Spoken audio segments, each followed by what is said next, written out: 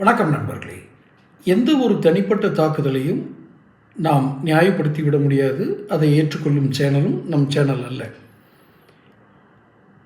பாஜகவினுடைய தமிழக தலைவர் நயினா நாகேந்திரன் அவர் ஒரு பத்திரிகையாளர் சந்திப்பில் சொல்கிறாரு, விஜயை பார்த்து திரிசா வீட்டிலேருந்து வெளியே வாங்க முதல்ல அப்படின்னு. இதை நிச்சயமாக அவர் அப்படி சொல்லியிருக்கக்கூடாது என்பதில் மாற்று கருத்தில்லை. ஆனால் ஒரு விஷயத்தை கவனிங்கள். திரிசா வீட்டிலேருந்து வெளியே வாங்கன்னு அவர் சொன்னதை ஏன் பல அர்த்தங்களில் புரிந்து கொள்கிறார்கள் என்பதுதான் நமக்கு விளங்கவில்லை.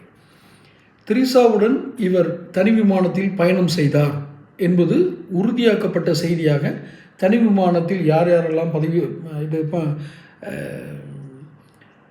பயணம் செஞ்சாங்க அப்படிங்கிற டீட்டெயிலாம் பொதுவெளியில் வந்தது.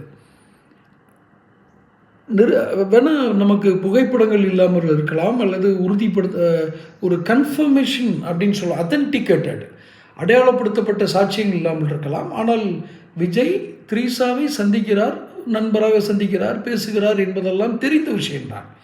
இதை நான் ஏதோ நயினா நாகேந்திரனுடைய பேச்சை நியாயப்படுத்துறேன்னு நினச்சிடாதீங்க. நியாயப்படுத்துறது அப்படின்னா அவர் தவறாக புரிந்து கொள்ளப்பட்டதோ என்று தான் எனக்கு தோணுது. என்னென்னா, நீங்கள் திரிசா வீட்டிலேருந்து வெளியே வாங்கினா ஒரு பரவலான செய்தி வந்துக்கிட்டு இருக்க. அவர் அடிக்கடி திரிசாவை சந்திக்கிறாருன்னு நண்பராக சந்திச்சிருக்கலாம். திரைப்படத்துறையில் ஒரே இதில் அவங்க நடிக்கிறதுனால, திரைப்படத்துறையிலே ஒரே துறையில் இருக்கிறதுனால அவங்க அடிக்கடி சந்திக்கிற வாய்ப்புகள் இருக்கலாம்.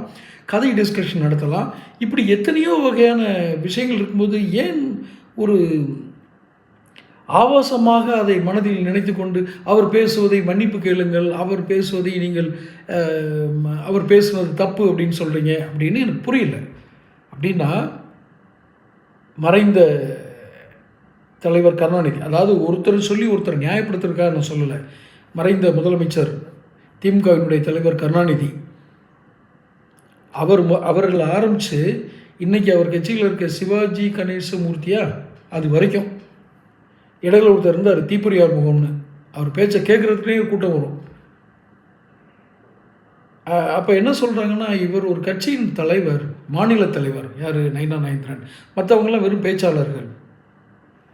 நான் கட்சியின் தலைவரே சொல்கிறேன், கருணாநிதி அவர் பேசாத பேச்சா? இந்திரா காந்தியை பற்றி அவர் பேசுனதெல்லாம், அம்மையார் இந்திரா காந்தி பற்றி பேசுனதெல்லாம் யாராவது மானமுள்ள காங்கிரஸ்காரர் கேட்டால் அவங்க கூட்டணியில் இருப்பாங்களா? துரைமுருகனும் கருணாநிதியும் பேசுனது, இந்திரா காந்தியை பற்றி பேசுனதெல்லாம் கேட்டால் யாராவது கூட்டணியில் இருக்க முடியுமா? எதையும் எதோடு ஒப்பிட்டு நியாயப்படுத்தலை, இருந்தாலும் சொல்கிறேன். தொடர்ந்து பேசுவோம். சேனலை சப்ஸ்கிரைப் பண்ணிக்கோங்க.